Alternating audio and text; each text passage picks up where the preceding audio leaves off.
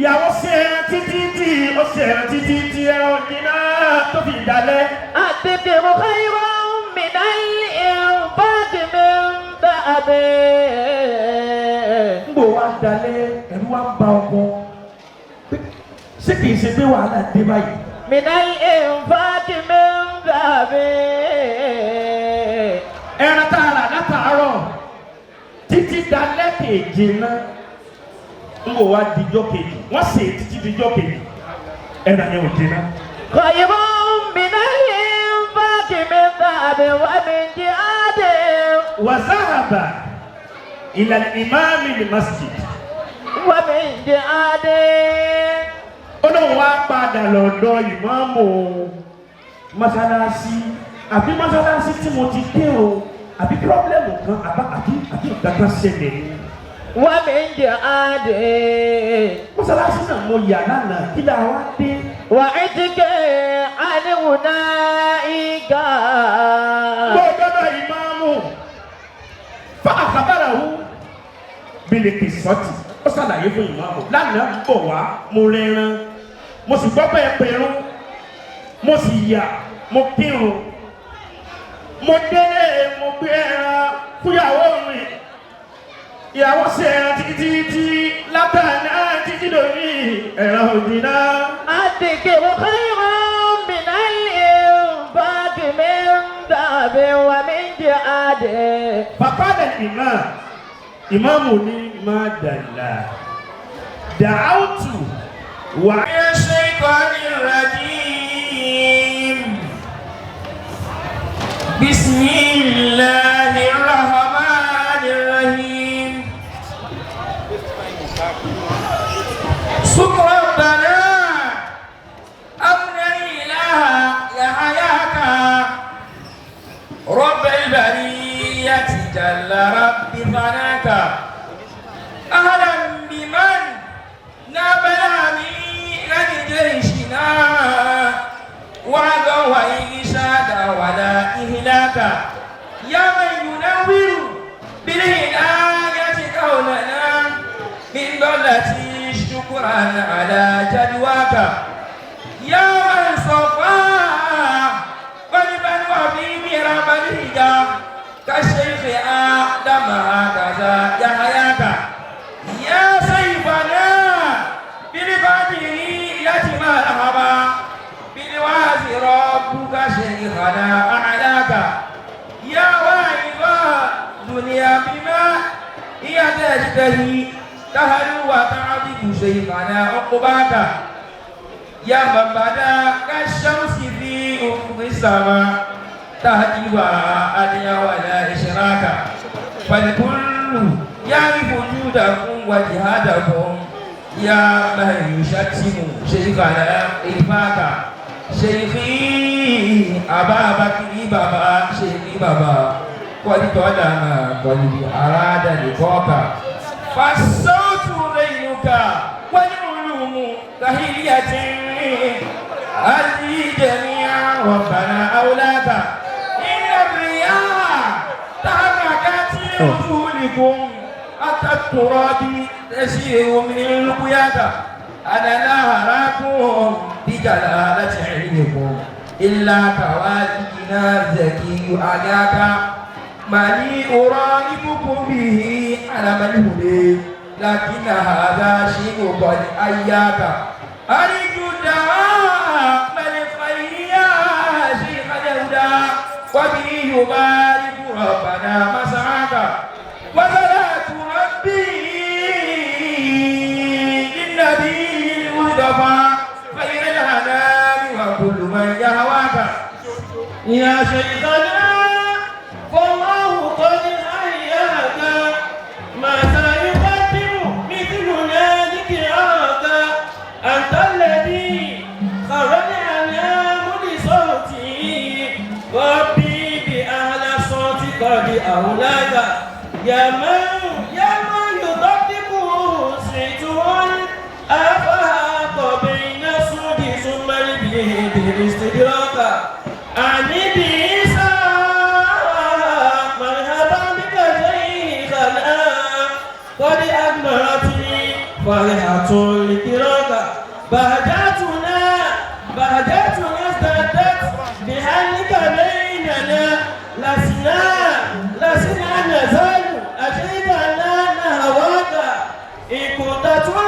تلواز يوجب وجهك الجذاب والمسامين وراك ما زلت تدعو نحو خير هدي ما قرآن ربي حبذا مسعاك قد مستغص بصرك من دون المراء عزا وجها هكذا يدراك يا ساميا شريف هل فوق الثرى من شأنه وفعله أغناك للكل عيب ليس من هو كامل فإذا تغيب انتفاك يا شيخنا إن السماء لغاية ما أنت تبلغها أمام عداك قد جاء الكتاب هداية وبقاية وكذا سلاح العلم في دنياك سن شيخنا ربي وطول عمره وعلمه أحسن منصب برضاك يا ربنا يسر وربنا عيشه ولكل من قال استجب لدعاك واكفي لي يا عبدك المريض إيمان بالموت في السنوات قد نباك أدخله جنتك التي أعددتها للمؤمنين الصالحين هناك أزكى الصلاة على النبي وآله من جاء بالفرقان وهو هداك والأنبياء الصالحين والأنبياء المخلصين كذا يا أهل الشمائل زيلوني نصر محمد غايوني يا أهل زيلوني يا الصفا والعرفان على الديار زماني على الطبيب زماني سلوني بأول الجيلان فدان قلبي لبيك سعديك تسن الشواكل بهواك صنعت فارس بيتاني يا يا صلاتي قادمكم يا يا صلاتي قادمكم يا يا صلاتي قادمكم بما شربكم دار الدواء البيضتكم يا وهب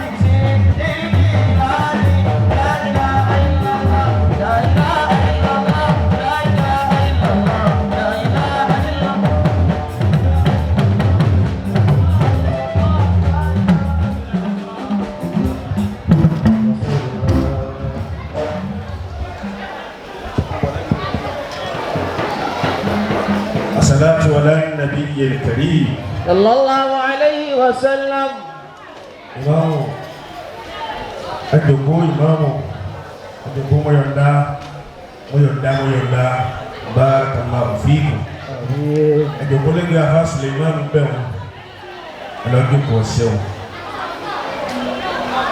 أيتي أمبيو دي ẹfọ wa ṣẹ́jú mẹ́ta ìyàwó afáàṣẹ pẹpẹ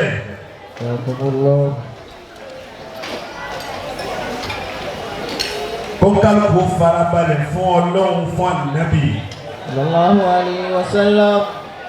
gbogbo ẹni tó bá fẹ́ rí ìdùnnú pẹ́ kálẹ̀kálẹ̀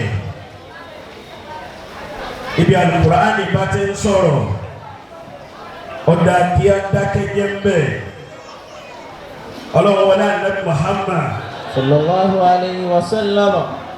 yùgbọ́ ànábì dáadáa sallallahu alayhi wa sallam. مولانا أمير الجيش رضي الله تعالى عنه. اللهم صل وسلم كيف يا ربي يا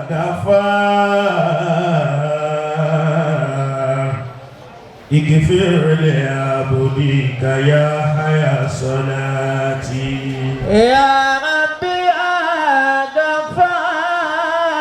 غفار يا فاهم يا ربي يا غفار اغفر لعبدك يا حيا صلاتي. ó dá kíkó wá kórántì ìjọ kan tóun náà ní gbàdá kádìjà gun lè láfi mọ́ tó ṣe pé kúrú aláwọ̀ lóko tá a máa gbà. مفسر القرآن Atẹ́nínú rẹ̀ ń dùn atẹ́nínú rẹ̀ tó ń dùn bákan náà ẹ dákun ẹ bá mi tẹ́wọ́ torí ọlọ́run ẹ bá mi wí gbólóhùn náà pé ya Rabbi ya Ghaffar Sheikh Abi ya Rabbi ya Ghaffar ighfir li abdika ya haya salati. يا ربي يا غفار يا ربي يا غفار اغفر لعبدك يا حيا صلاتي. بسم الله قل هو الله. آمين. Mo kí bàbá wa bàbá dùnú. Salamun alaykum.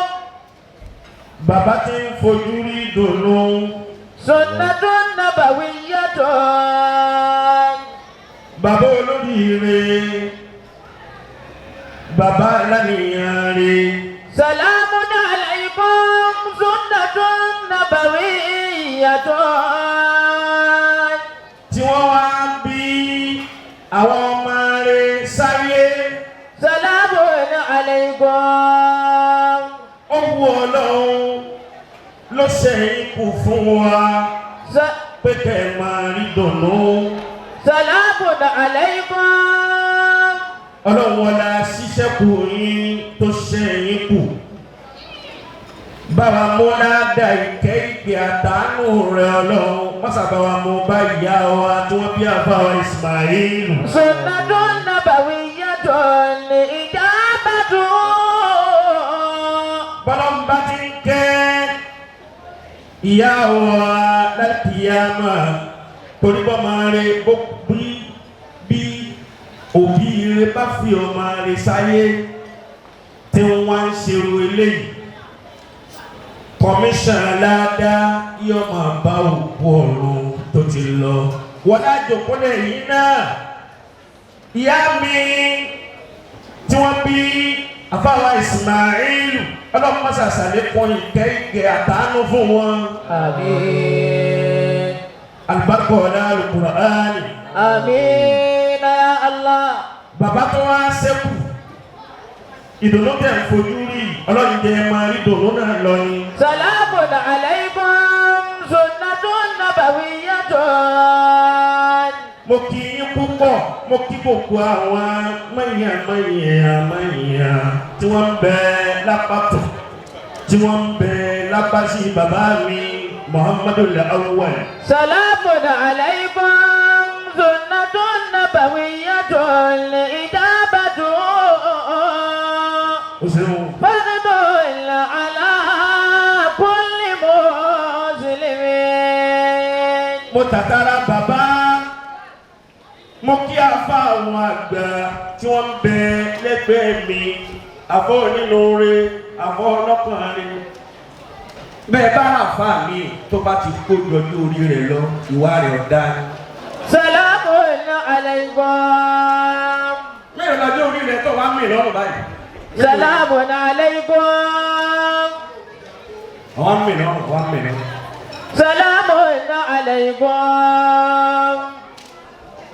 nígbà tí inú rẹ̀ ọ̀dà tí ẹnu rẹ̀ ọ̀dà tọkàn rẹ̀ ọ̀dà ọlọ́run wà gbogbo àìsàn ni ọmọ wa sí ọ. Sunnatun nabawiyyatun. Bí mo ti jòkó tì í mi máa feel bad mi ò feel bad inú mi dùn ìgbó àwọn òórùn lọ́fíńdà kan kò wé mi gan kẹ́ kú lẹ́gbẹ̀ẹ́ mi. Salamun alaykum. Sunnatun nabawiyyatun ijabatu fardun ala kulli muslimin. Mo kì í púpọ̀ ẹ̀kọ́ àtẹ̀lé ẹ̀tẹ̀lé wa pẹ́pẹ́ lóògùn ọlọ́run. Ijabatu fardun ala kulli muslimin. Mo kí gbogbo èèyàn afánláńlá tẹ́ wà níkàlẹ̀. Ijabatu fardun ala kulli muslimin. Hariri. Fardun ala kulli muslimin. Ijabatu. Bẹ́ẹ̀ bá fojú di abẹ́rẹ́ yóò gbẹ̀jẹ̀ lára rẹ̀. Fardun ala kulli muslimin. Kí ló ń jáde ìtọ́nà mẹ́rin? Salamun alaykum. Hariri. Attends, wọ́n kọ́ ma sí bẹ́ẹ̀ wọ́n. O ṣeun. Salamun alaykum. Barakallahu fiikum. Sunnatun nabawiyyatun ijabatu fardun ala kulli muslimin. Fardun ala kulli muslimin. Wọ́n ló máa nù rẹ tí ń bàjẹ́ nígbà tó rí tọ́ da. Hariri. Kéwù ni. Salamun alaykum. Mo ti kó mi àrírí. Sunnatun nabawiyyatun. O ṣeun. Sunnatun nabawiyyatun. Mo kí Abuna Al-Kawthara.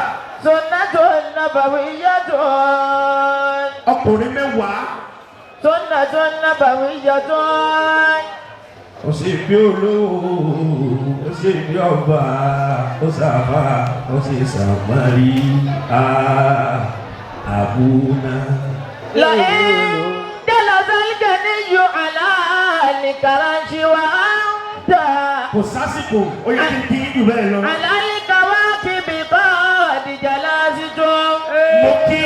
وأنت على الكواكب قد جلستم. Àfáàwá Núrù, ọkùnrin ọlọ́run tí wù ní bí obìnrin. لئن جلس الجني على الكرش. Àwọn arẹwà méjì tó wá jòkó tira wọn. Àṣẹ́hù Núrù àti Innahu min Sulaymana. Innahu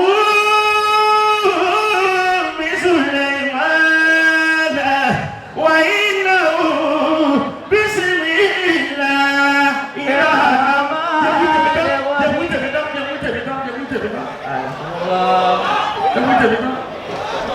Ó ti ní Mùsùlùmí náà sùn láti jọ yìí. Ọya wá wí tiẹ̀ náà ti gbọ́. إنه من سليمان Ẹ̀jẹ̀ sì kún aṣọ rẹ̀ dáadáa lọ́wọ́. وإنه بسم الله الرحمن الرحيم. Abiyamọ tó fẹ́ kiri ọmọ kó yóò bọ́ àdínẹ́bìdé rí. لئن جلس الجني على الكرش. Àti Ṣéhù Núrù àtàfáà Suleiman. إن جلس الجني على الكرش. Bí ó bá tún yàtọ̀ fún yín àtàwa náà, ọlọ́run ó jò máa dáa ni. لئن جلس الجني على الكرش. Mo kí gbogbo ẹ̀yin bàbá ẹ̀yàn fáńláńlá Mujibu mẹ́mẹ́. وأنتم على الكواكب قد جلستم. Bàbá wa ìmáàmù Akẹ́ra kọ́ yìí. على الكواكب قد جلستم. Mo kí yín púpọ̀. على الكواكب قد جلستم. Mo kí bàbá wa tí ń bẹ̀rẹ̀ pé bàbá wa ìmáàmù Akẹ́ra. على الكواكب قد جلستم. Mo kí gbogbo ẹ̀yin mọ́nyàmọ́nyà. Mo kí ajíwa sẹ̀mí white. على الكواكب قد جلستم. àwọn tí wọ́n ń ṣàdúrà ní kọ̀rọ̀ ní gidigidi títẹ̀sùbà àwọn ilé kan fún àjíwá àdàbí Pasuma àwọn náà ní. ìjọba sálíkà ní yóò àlìkàránṣí. ọba tó ti ní ọmọ da ìní da má kò ní kàn yín. wà á dá àlálíkà wá kí bí kò àdìjà lásìkò.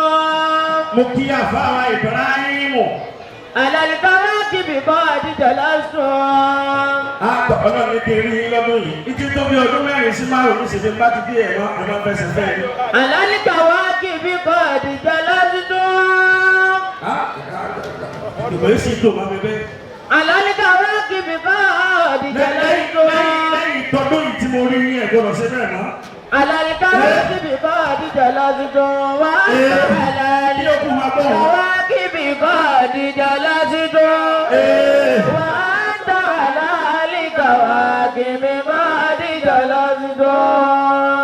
Báwa ìyá wa ò bá ti yòǹbó ànábì ẹ̀ jáwọ́ àfa àmọ́ yòǹbó rẹ̀ fúnra wa.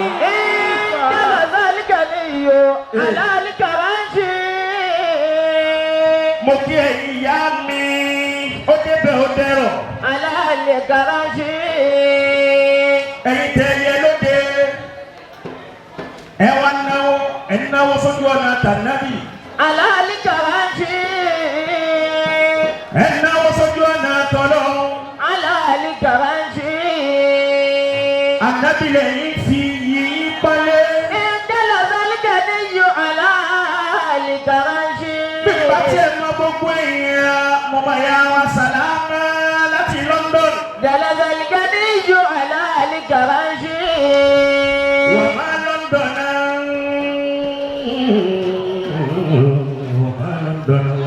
Londona, oh, mà sí o. Wàá Londona. Mo kà yà síbẹ̀ ni. Ìjọba sálíkà ní yóò àlálíkà ránṣẹ́. Gbogbo ẹ̀yin tẹ̀ ẹ̀ ná tọrọ, tẹ̀ ẹ̀ ná kọ́bọ̀, tẹ̀ fi nu ọmọ ìyá mi nínú. Ìmáàmù Ismail tẹ̀ tó kú òníyà yín lónìí. Orí tẹ̀ irú rẹ̀ rí láyé. Ọlọ́wọ́ bá mi ṣe fún yín. La ìjọba sálíkà ní yóò àlálíkà ránṣẹ́. Ẹ sàmì dáadáa. Wà á ta àlàyé. Mo kí á di wa Habibu. Kàwá kìkì bá òdìjà lásìkò. Ọkùnrin mẹ́ẹ̀ẹ́dọ́gbọ̀n. Wà á ta àlàyé. Ẹgbẹ́ àtòrí àti ọ̀dàrú. Kìkì bá ètò onídàrú máa ń lọ́wọ́. Gbogbo ẹni bá mà pé òun fẹ́ sọ̀kọ̀lọ̀kọ̀ ọdún láyé. Ẹ dábò torí Ọlọ́run. Ẹ bá kan sára sọ́lọ́run lẹ́ẹ̀mẹ́ta pé Allahu Akbar. Allahu Akbar. Ó di mẹ́rin. Allahu Akbar. Ó di méjì. Allahu Akbar. Mo wá darí kíkì mi sọ́dọ̀ ní nǹkan òní. Ìnàdí na Muhammadin. Àbúlé àwa tápà a ní òwe kàtà máa pa. Sheikh Muhammad Yunus al-Ashrafiya. Allahu Akbar. Mo kì í púpọ̀. Ìnàdí na Muhammadin. Ẹni dọ̀tí láéláé. Ìnàdí na Muhammadin. Àwa tápà ní òwe kan. Sheikh Ibrahim tá a máa bá. Wọ́n ní ìṣẹ̀nàmbá ìwà náà wò náà kàn. Ẹ̀ẹ̀máyí máa ṣe ìdá. Àṣé ìtọ́ bá ṣe lọ́ọ̀bà. Kàmá tẹ̀dí lòdù dánù. Ìwà tó bá wù lọ́kàn. Wà ká máa ta àmàlè tó jẹ̀zá. Ìmàlè máa ṣì ta. Ọmọ náà bẹ̀rẹ̀ tí lò sí ni. Ayakumullah. La ilaha illallah. Ìmáyí máa ṣì ta.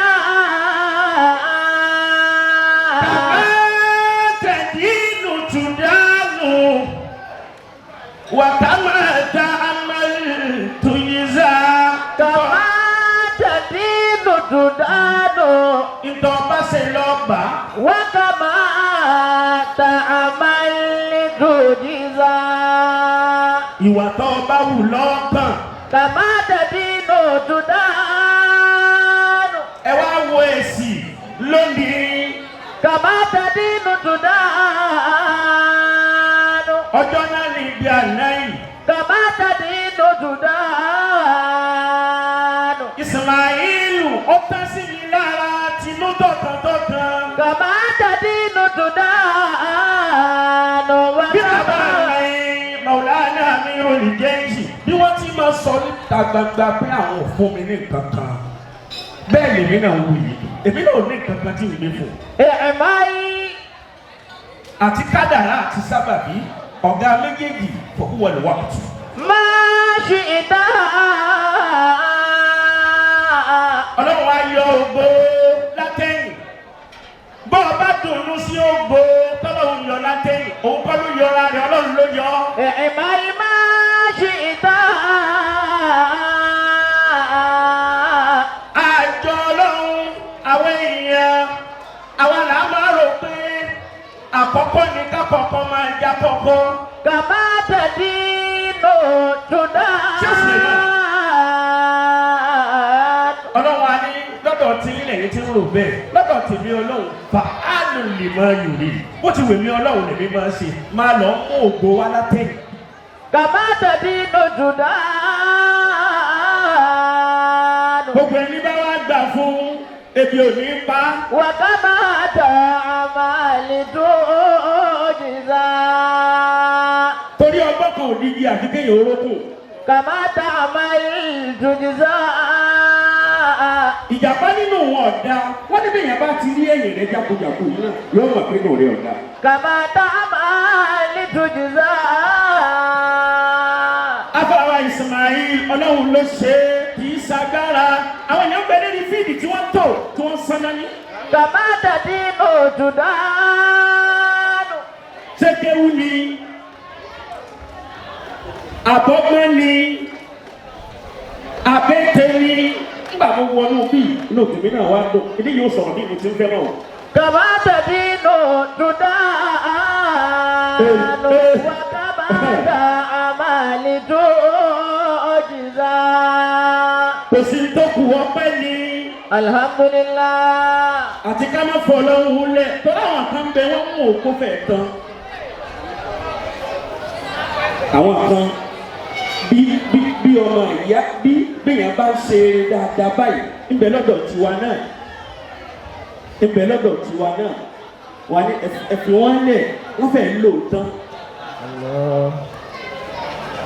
Èèyàn ní sọ pé èèyàn fẹ́ lò tán kì í sọ lọ. Tani wọ lẹ́gbẹ̀ẹ́ Ọlọ́run eré rẹ̀ dàrú ìwọ́n sọ pé èèyàn fẹ́ lò tán bó bá lò tán sí bàbá rẹ̀ ní ọ̀bọ̀ síbẹ̀. Ọlọ́run ló ṣe eléyìí bọ́lọ́run bá ti wá sóore kò ṣeré mọ́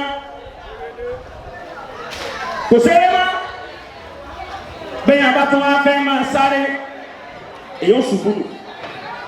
Bàbá mi àlómi Jésù ni mo sọ bẹ́ẹ̀ wà ní bàbá gbogbo ojú mi ló ń wò ọ́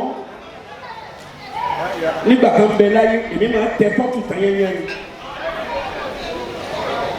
ìmọ̀ gbẹ́sẹ̀ lé tẹ́lẹ̀ bá ń bẹ lẹ́kọ̀ọ́ tí bàbá wa láwọn lé wá sí òjijì àbúná bẹ́ẹ̀ ni àbú bẹ́ẹ̀ kọ́ mo lè fi wákàtí mẹ́ta ní èkó sí lọ káyìí ṣé bàbá ti yọ iye wa ọkọ̀ tí mọ́tò ń gbé tẹ́lẹ̀ náà èmi a máa wá dán wò bó bá ti kọ́kọ́rọ́ bọ́nu mọ́tò olóko ti gbé ayín nù. Àwọn àfa wọn ti tẹ́tí kalẹ̀ wọ́n fẹ́ gbọ́ yòókù kó dá kí yòókù máa gbé yàrá. Kéwù. Ya man tasawwafa. Ọ̀pọ̀ náà ní í ṣe. Fàṣetọ̀ bí bàtà wà bí. Wọ́n sì mi kò sí tí bàbá wa tí wọ́n bí Ìmáàmù Ismailu tí wọ́n dún ní mọ́ tójú la ilaha illallah. La ilaha illallah. Bá ń wí bẹ̀ dáadáa. La ilaha illallah. Kò wá sí tí Ìmáàmù Ismailu náà jogún látọ̀dọ̀ àwọn tóbi jù la ilaha illallah àbáwásí. La ilaha illallah. أعوذ بالله من الشيطان الرجيم الذين قالوا ربنا الله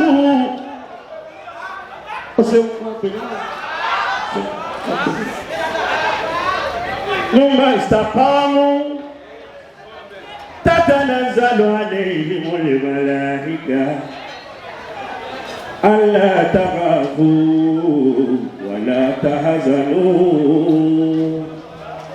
وأبشروا بالجنة التي كنتم توعدون. الذين قالوا ربنا الله ثم استقاموا تتنزل عليهم الملائكة ألا تخافوا ولا تحزنوا.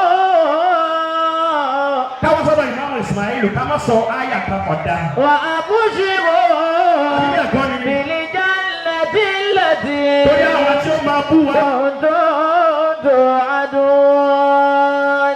Ká má rò pé owó nìkan la wá gbà àti ẹ̀sọ̀rọ̀ Ọlọ́run bí ó jẹ ìjújọ́ ìṣẹ́jú méjì sí mẹ́ta lọ. الذين قالوا ربنا الله Ala wa sala.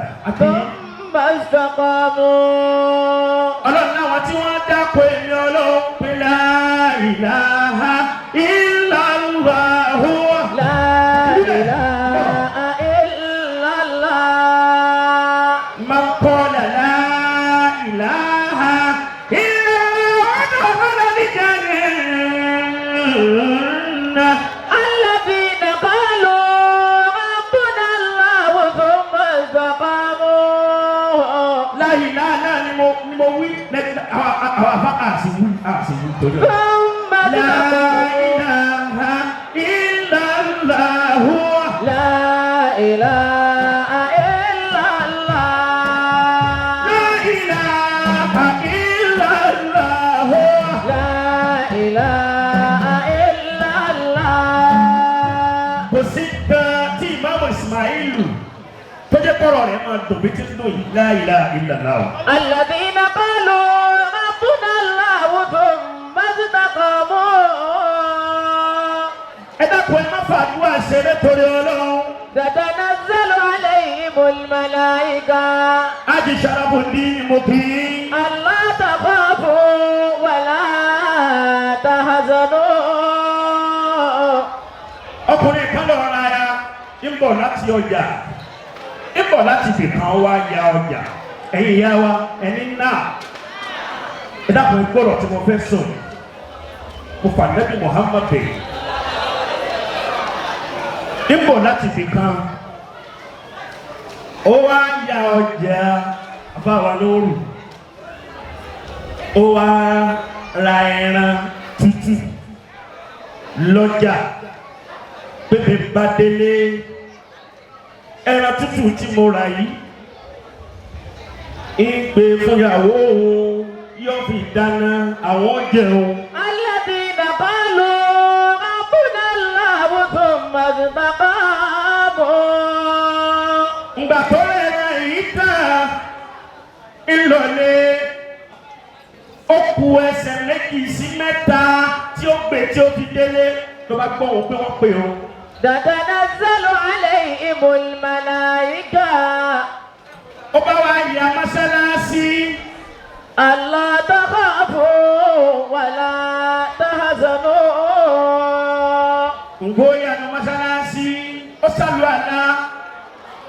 sàlù àlá tán ó gbẹ̀rẹ̀ sẹ́gbẹ̀ẹ́ kan nínú mọ́sálásí. ألا تخافوا ولا تحزنوا. Wọ́n kírun ńgbà wọ́n kírun tán ó padà lọlé ìgbódélé ó bẹ̀rẹ̀ fún ìyàwó rẹ̀ wọ ìyàwó mi wọ́n bínú pé mo pé wọ́n kí ayílà lọ́wọ́ ní mo yà ní mo kírun ẹran tí mo rà bọ̀ látọjà rí ṣé ẹran yìí fún mi. ألا تخافوا ولا تحزنوا. Ẹ dákun ẹ máa ń pariwo Ọlọ́run. وأبشروا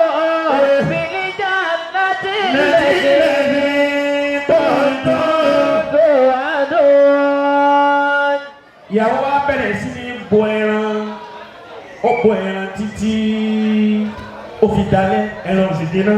تتنزل عليهم الملائكة أذكر خير من الإنفاق من ذهب ومن جهاد وعتق عن هنالك ومن جهاد وعتق عن هنالك الذكر خير من الإنفاق من ذهب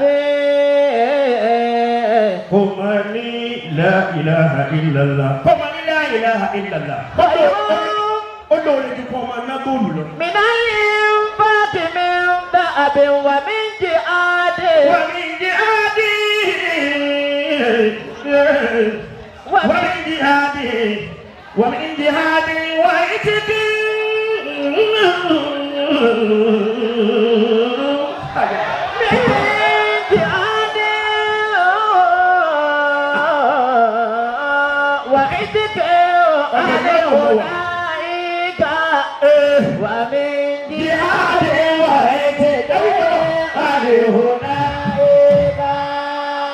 ìlú kò yé ba. الذكر خير ẹ̀sìn ìlú oṣù yìí pọ̀. إنفاق من ذهب ومن جهاد وعتق ìyàwó ṣe ẹran títí tí ó ṣe ẹran títí tí ẹran jiná tó fi dalẹ̀. الذكر خير من الإنفاق من ذهب. ń bò wá dalẹ̀ ẹ̀rú wá ń ba ọkọ ṣé kìí ṣe pé wàhálà dé báyìí. من الإنفاق من ذهب. ẹran tá a rà látàárọ̀ títí dalẹ̀ kejì náà ń bò wá dijọ́ kejì wọ́n sè é títí dijọ́ kejì ẹran yẹn ò jiná. خير من الإنفاق من ذهب ومن جهاد. وذهب إلى الإمام المسجد. ومن جهاد. Ọlọ́run wá padà lọ́dọ̀ ìmáàmù mọ́sálásí àbí mọ́sálásí tí mo ti dé o àbí pírọ́blẹ́mù kan àbí ìgbàkan ṣẹlẹ̀ ni. ومن جهاد. mọ́sálásí náà mo yà lánàá kí là wá dé. وعتق عن هنالك. gbọ́dọ̀ ìmáàmù fa àkàbàràwù bílíkì sọ́ọ̀tì ó ṣàlàyé fún ìmáàmù lánàá ń bọ̀ wá mo rẹran mo sì gbọ́ bẹ́ẹ̀ pẹ̀rún mo sì yà mo kírun mo délé mo gbé ẹran fúyàwó mi ìyàwó ṣe ẹran títí látàná títí lórí ẹran òdìnnà. الذكر خير من الإنفاق من ذهب ومن جهاد. فقال الإمام إمام ما دلا دعوت وأنا في الصلاة أمس أن لا تمس النار كل من في هذا المسجد. ومن جهاد وعتق عن هنالك. ومن جهاد وعتق عن هنالك. يلا فاهم بابا الذكر خير. ìlàwé rẹ̀ lè dé ọlọ́run àti kẹ́wọ́n. الذكر خير. yọ̀ọ̀nà àgbọ̀yé kọ̀ọ̀bọ̀ kankan yẹ o. من الإنفاق من ذهب. ومن جهاد ومن جهاد ويتك عن هنالك. ومن جهاد وعتق عن هنالك. àfààní ọlọ́run ṣeun ẹ wá ń banújẹ́ mo ṣàdúrà kan lánàá nígbà tá a kírun tán tá a tó kírun mo ṣe a tó kírun tán mo tún ṣe mo ní ìrìn ọlọ́run gbogbo ẹni ó bá kírun lónìí tó kí àyílà lẹ́yìn mi lónìí báyìí pé títóbi ìrìn ọlọ́run tóbi ju gbogbo tẹ́tẹ́ tóbi lọ ṣe iná rẹ léwọ̀ fún gbogbo wa. خير من الإنفاق من ذهب ومن جهاد. ó dàbí aládùúgbò àti mo ṣe lánàá nù. ومن جهاد وعتق عن أولئك. فقال الإمام فأنيها لكم. ẹ máa dùnnú. ó fi hàn pé àpẹẹrẹ tá a rí òun tẹ́lẹ̀ rí òun ẹran tó gbé sí mọ́sálásí iná ọlọ́run ò ní jó mọ́ nù. من جهاد. tẹ́lifí àwọn ọlọ́run ó fi dé bẹ́ẹ̀ bá ń ṣe ìtẹ́lẹ̀ ń bọ̀ tẹ́lifí yóò ti wà náà lọ ẹ̀yà lọ bò mọ́lẹ̀ tó fi mú ẹran tí ò jóná tí ò dènà o ó fi hàn pàjù àtàṣe lánàá ọlọ́run ti gbà á lọ. من جهاد وعتق عن أولئك. ìtàn ni o. ومن جهاد وعتق عن أولئك. àmọ́ ìta ní pọ́nátàrà nàbì wa Muhammad. صلى الله عليه وسلم. ẹ yòókù ànábì dáadáa. صلى الله عليه وسلم.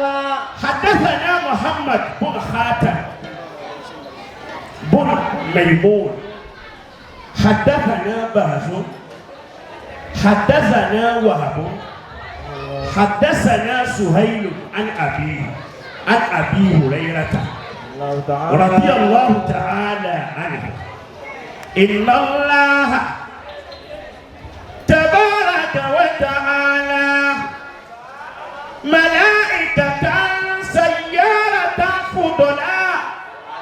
إن الله تعالى. àdìsí tó jẹ́ ìtawí yìí. سيارة. àdìsí tó jẹ́ ìtí mo sọ yìí.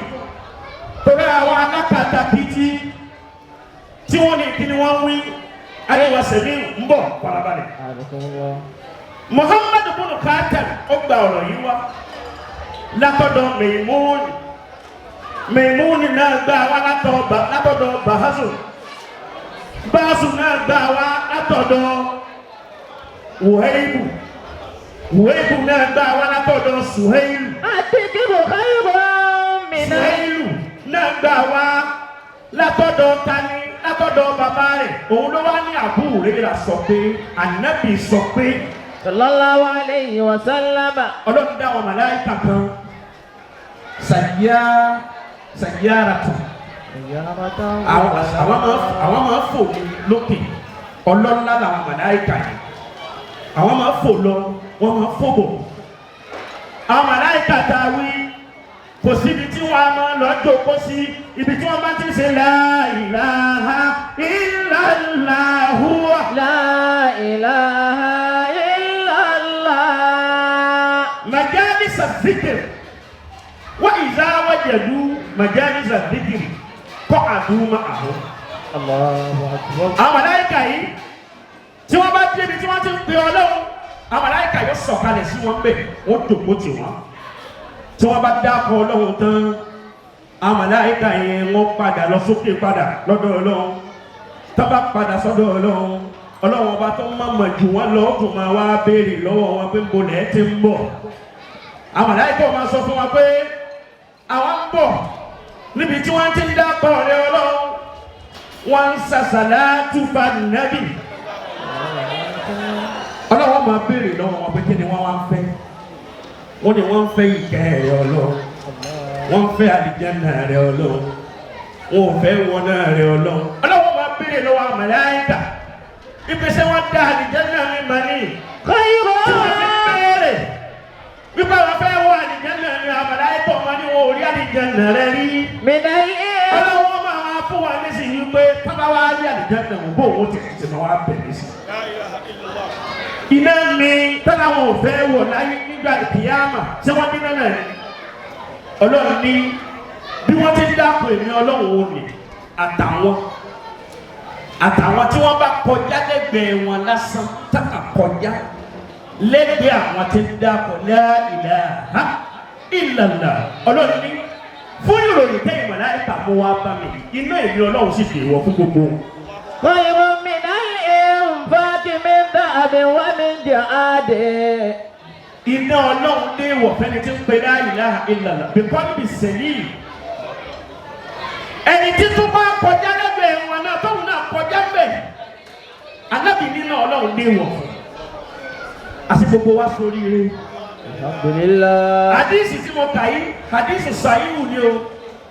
Tó bá lọ wọnú Muslim nínú hadisi 2689 ọba ń bẹ. Tó bá lọ wọnú Sahihu Bukhari. Sahihu Bukhari. Asọ́kò lè kútu bẹ́ẹ̀ kitabillah kẹ́wù. Tó bá lọ wo bẹ̀. Ọba hadisi tí mo kà yìí bẹ̀ pé 6408. Hujjatun qati'ah. Asebaba kodo tansi la ilaha illallah. Asari ẹ ni tó dájú àfi mọ́lẹ̀. Bọ̀wá sí tí Imam Ismail ti introduce sí gbogbo ẹ̀yin jama. Nizawiya tó ju kí ni lọ. La ilaha illallah. La ilaha illallah. Ẹni tí ó wí la ilaha illallah tí ò ní dókè tí ò ní dọ́dọ̀ Ọlọ́run òun lẹni tí ń wí tí sì tó ń ba tèèyàn jẹ́ òun lẹni tí ń wí tí sì tó ń sọ̀rọ̀ ẹ̀ òun lẹni tí ń wí tí ń pààyàn lẹ́kún òun lẹni tí ń wí tí ń ṣe mọ̀nà tí ń ṣe fìdí bọ́ọ̀ bá ti fi gbogbo èyí òun lẹ̀ la ilaha illallah ọ̀yọ̀ kan táwọn ẹni Ọlọ́run fẹ́ rìn lérí omi tí wọn kì í fi kẹ́rì gbogbo tí wọn náà bá dájú rẹ̀ kọ yóò máa dọ́ni òun ni bàbá wa tẹ́kù Ismail dájú rẹ̀ kọ ní fíndó yìí òun ni Ismail náà dúró jì ní fíndó yìí bẹ́ẹ̀ yàrá àwọn àkókò fẹ́ sọ̀pọ̀lọpọ̀ ọdún náà yẹ kó ti sókè lẹ́ẹ̀kan náà. Qiyama wa qu'udan wa ala junubihim. O ṣeun. Wa yatafakkaruna fi khalqis samawati wal ardi. Gbogbo ẹ̀yin tẹ́ náwó. Rabbana. Ẹ̀nà tẹ́ ní ẹ̀tún náà tẹ́ ní. Ma khalaqta hadha batila. Kí ni tẹ́ ní tẹ́ náà lówó? Kí ni tẹ́ ní tẹ́ náà? Kí ni tẹ́ ní tẹ́ náà? Òun lẹ̀ ní ẹ̀mí. Ọlọ́run ló mọ iye ibi tó kálukú ju wáyà yìí lónìí. Pẹ̀lú bá ti wáyé rọrùn yìí, Ọlọ́run yá padà sílé pẹ̀lú sàlẹ̀. Ma khalaqta hadha batila subhanaka faqina adhaban-nar. Mẹ́ta náà láwì wọ́n lá kí kò sẹ́ni kan tó tó Allah.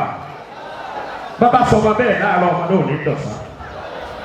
Ẹ̀bá ní la ilaha illallah. La ilaha illallah. Ó kù méjì. Gbogbo ẹ̀ wọ́n sọ pé ó ti tán fún èèyàn lórí bẹ̀tẹ̀ ìṣèlè Ọlọ́run. Ẹlòmíì sálẹ́rí àti sanwó ilé wàhálà ní fẹ́ lòmíì àti sanwó ilé ìwé ọmọ wàhálà ní fẹ́ lòmíì oyún lẹ́lòmíì ń wá dé kí ọlẹ̀ ayọ̀ sọ nínú ẹni tó wọ́n ní. Àwọn tá a ti bí ọlọ́mọ pa mọ́ wa lójú. La ilaha illallah. La ilaha illallah. Ó kú ọyọ kan tí o kan lẹ́yìn gbogbo nǹkan pẹ̀lú ìjọ kan tí ó sì sásí méjì. Ẹ̀dùn wa ló lónìí, ẹ̀yin náà máa rí dùn lónìí. Èyí tẹ́ ẹ ṣe yìí, Ọlọ́run fi hàn yín pé ẹ ṣe dáadáa fún un. La ilaha illallah.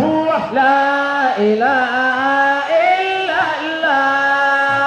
La ilaha Huwa la ilaha illallah. La ilaha illallah. La ilaha illallah. La ilaha illallah. Oh. La ilaha illallah. La ilaha illallah.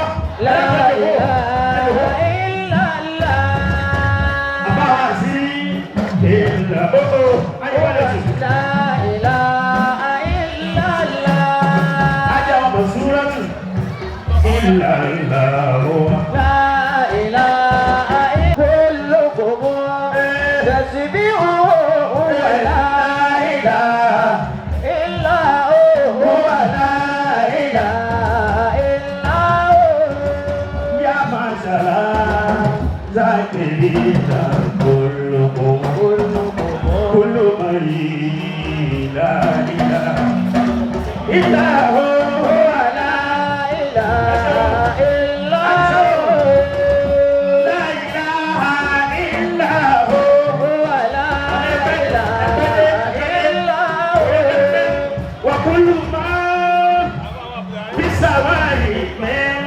ملك تشبيه لا إله إلا هو ولا إله إلا هو لا إله إلا هو ولا إله إلا هو يا إلهي باب أمري يا إلهي باب أمري يا إلهي باب عندي يا إلهي باب عندي Luminusi dada, Rabbi inni bodi hadimutu, billadi wadana bini, bizunubi wa maasi, inna nafsi lalati, abudan, abu maali, aya shayi, adamana, wa ija lam terdo ali.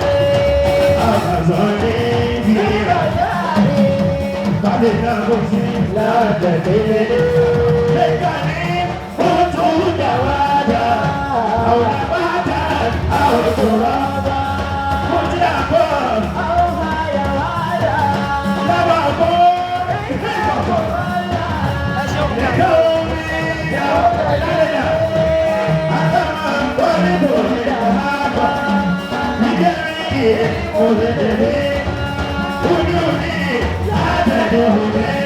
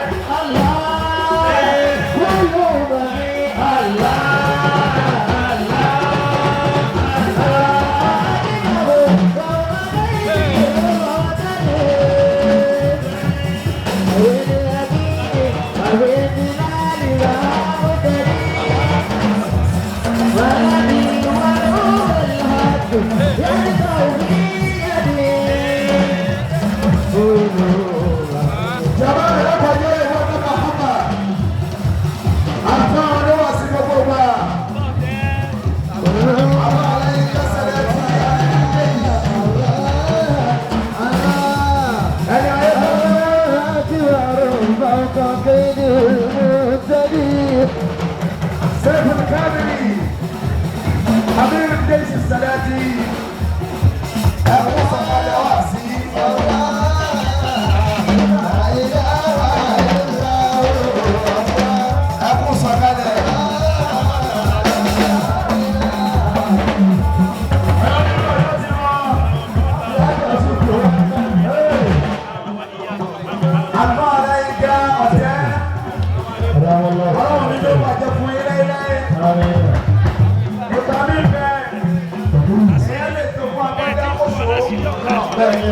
Baba mi, èyàn lè lo fún fìlà kó so. Bẹ́ẹ̀ni o, ìjídó gbèdú. Èyàn lè lo fún bàtàǹgbà mi tí ó so. Bẹ́ẹ̀ni o. Àgbà Ọláyínká bàbá ọ̀tẹ̀ Saiful Qudiriyah. Àràmọ́láwọ́ ayàtọ̀. Débi ọ̀tẹ̀ ìjọba náà bàbá mi jẹ́ sí ìlòwé ńlá ni. Àràmọ́láwọ́ ayàtọ̀.